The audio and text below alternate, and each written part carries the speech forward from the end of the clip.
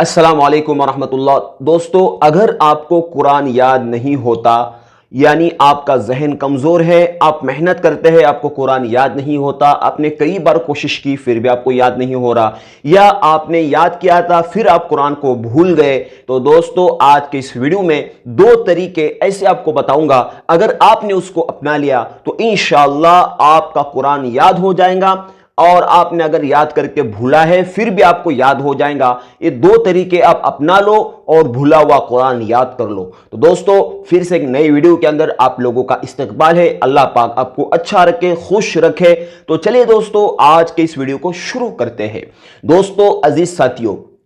سب سے پہلی بات، اگر آپ اللہ کا علم حاصل کرنا چاہتے ہو، چاہے وہ قرآن کا علم ہو، چاہے وہ حدیث کا علم ہو، چاہے وہ فقہ کا علم ہو، چاہے وہ کوئی بھی علم ہو، یعنی شرط یہ ہے کہ اللہ کا علم ہو، یعنی آپ جو علوم حاصل کرتے ہو وہ اللہ والے علوم ہو۔ اگر آپ ان کو حاصل کرنا چاہتے ہو اور آپ چاہتے ہو کہ آپ کے علوم آپ کی زندگی میں آ کر پورے عالم اسلام تک پہنچے اور آپ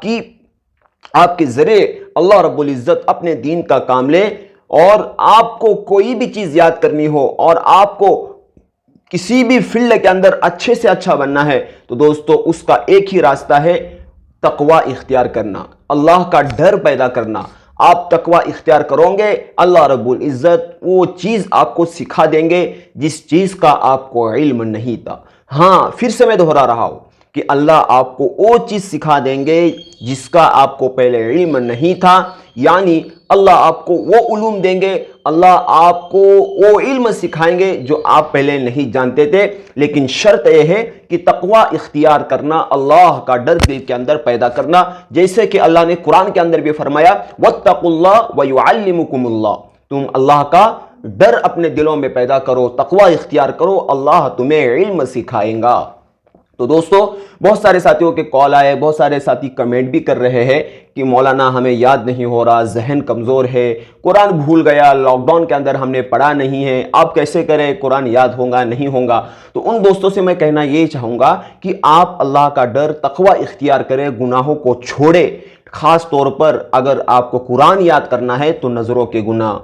زبان کے گناہ، کانوں کے گناہ، ہاتھوں کے گناہ، کبیرہ صغیرہ گناہ، ان سارے گناہوں سے آپ احتیاط کریں، بچے انشاءاللہ العزیز۔ اللہ رب العزت آپ کا جو کھویا ہوا قرآن ہے، یعنی بھولا ہوا قرآن ہے، وہ پھر سے آپ کو یاد ہو جائے گا، اور اگر آپ عالمیت پڑھ رہے ہو تو آپ جو جن علوم کو حاصل کر رہے ہو، اللہ آپ کو ان علوم کو سکھائے گا اور اللہ آپ کی ترقی کرے گا۔ تو دوستو سب سے بنیادی چیز وہ تقوی ہے۔ جو بندہ تقوی اختیار کرتا ہے، اللہ رب العزت اس کے لیے راستے کھول دیتے ہیں، بند راستے اس کے لیے کھول دیتے ہیں، وہ ایک سیڑھی سے دوسری سیڑھی پر پہنچ جاتا ہے، وہ اوپر کی طرف جاتا ہے، نیچے کی طرف نہیں آتا، اللہ اس کو اوپر ہی بڑھا دیتے ہیں۔ جیسا کہ یوسف علیہ السلام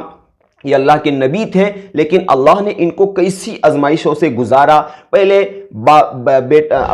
بھائیوں نے ان سے حسد کیا، حسد کی بنیاد پر ان کو کنویں کے اندر ڈالا، کنویں سے اٹھا کر ان کو قافلے والوں کے ہاتھ بیچ دیا، پھر قافلے والوں نے مصر کے بازار میں ان کی نیلامی کی، پھر وہاں سے عزیز مصر نے خریدا، پھر زلیخا کے ساتھ جو امتحان کی صورت پیدا ہوئی، زلیخا نے ان کو گناہ کی طرف آمادہ کیا، یوسف علیہ السلام نے منع کیا اور قال معاذ اللہ، کہا مجھے ایسے کاموں سے میں اللہ کی پناہ چاہتا ہوں، میں ان کاموں کو ہرگز نہیں کر سکتا، اللہ رب العزت مجھے دیکھ رہا ہے۔ خیر یوسف علیہ السلام پھر اس کے بعد 9 سال جیل کے اندر رہے، جیل کے اندر رہنے کے بعد پھر اللہ رب العزت نے آخر کار ان کو مصر کا بادشاہ بنا دیا۔ تو دوستو یہ کیوں بنایا؟ یہ تقوی کی بنیاد پر بنایا، اللہ کی ڈر کی بنیاد پر بنایا۔ جن کے دلوں میں اللہ کا ڈر ہوتا ہے، اللہ ان کے لیے راستے کھول دیتا ہے، جیسا کہ سورہ یوسف کے اندر آخر میں آیا ہے انہ من یتقی ویصبر فان اللہ لا یضیع اجر المحسنین، جو تقوی اختیار کرتا ہے، صبر اختیار کرتا ہے، اللہ رب العزت ایسے لوگوں کو ضائع نہیں کرتے۔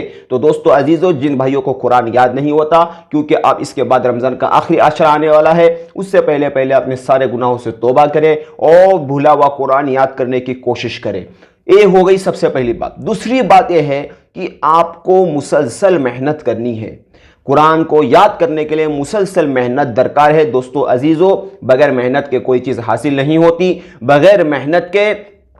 پروان نہیں چڑھا کرتی، بغیر محنت کے بلندیاں نہیں ملا کرتی، بغیر محنت کے ترقی کا زینہ کبھی حاصل نہیں ہو سکتا۔ آپ سوچیں گے، آپ یہ سوچیں گے کہ میں صبح 10 بجے تک سوتا بھی رہوں اور پھر مجھے قرآن یاد ہو، پھر مجھے علوم ملے، پھر میں اچھے سے اچھی تفسیر کروں، اچھے سے اچھی فقہ کے اندر مہارت حاصل کروں، اچھے سے اچھا میں بنوں اور اللہ مجھ سے اپنے دین کا کام لے۔ ایسا نہیں ہوگا۔ آپ کو اس کے لیے قربانی دینی پڑے گی، آپ کو اس کے لیے اٹھنا پڑے گا، محنت کرنی پڑے گی، رات دن آپ کو قرآن پڑھنا پڑے گا، ایک جنون اپنے آپ پر سوار کرنا پڑے گا کہ نہیں مجھے اللہ کے کلام کو حاصل کر کے رہنا ہے، اس پر عمل کر کے رہنا ہے، اس کو سمجھ کے رہنا ہے۔ تو دوستو، جتنے میرے حفاظ بھائی جس اس ویڈیو کو سن رہے ہیں، ان سے میری یہی درخواست ہے کہ آپ سب سے پہلے تقوی اختیار کر لیں، گناہوں سے بچے، اور اس کے بعد آپ مسلسل محنت کریں۔ رات کیا، دن کیا، صبح کیا، شام کیا، ہر وقت آپ محنت میں لگے رہے، آپ فکر میں لگے رہے اور یاد کرتے رہے، کسی کو سناتے رہے، غلطیوں پر نظر دوڑاتے رہے۔ انشاءاللہ آپ کا قرآن پانی کی طرح ہو جائے گا اور آپ ایک مثال بن جاؤ گے، آپ اللہ کی نشانیوں میں سے ایک نشان بن جاؤ گے۔ اللہ آپ کو چمکائے گا، آپ کے سینے کے اندر اپنے علم کی حرارت پیدا فرمائے گا۔ آپ اپنے سینے کی حرارت سے لاکھوں لوگوں کو صحیح راستے پر لا سکتے ہیں، اور آپ ایک ہدایت کا چراغ بن کر سارے عالم کو روشن کر سکتے ہیں، کیونکہ جو ہدایت کے چراغ ہوتے ہیں وہ اندھیروں سے گزرتے ہیں، اللہ وہاں پر روشنیاں پیدا کرتا ہے۔ وہ ظلمت والے ماحول میں گزرتے ہیں، وہاں پر روشنیاں پیدا ہوتی ہیں، وہ اندھیرے والے ماحول سے گزرتے ہیں، وہاں پر روشنیاں پیدا ہوتی ہیں۔ تو دوستو، آپ ایسے ہدایت کے چراغ بنو کہ اللہ آپ سے اپنے دین کے زندہ کرنے کا بہت بڑا کام لے۔ تو دوستو، امید کرتا ہوں کہ ایک موٹیویشنل ویڈیو بھی تھا یہ، اور میں آپ کو